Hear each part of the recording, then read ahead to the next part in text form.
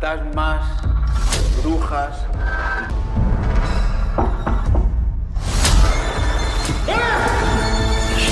No ha pasado.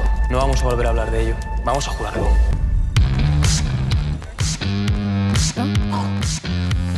La cría, la pibón, la prota y el pagafanta. Nosotros, ¿ya? Por lo que hicieron. Por eso van a perder la vida de uno en cada capítulo. Quien haya escrito esto tuvo que estar ahí. Preferías que estuviese muerto, así descartar que no soy el payaso. El payaso lo acaba de subir.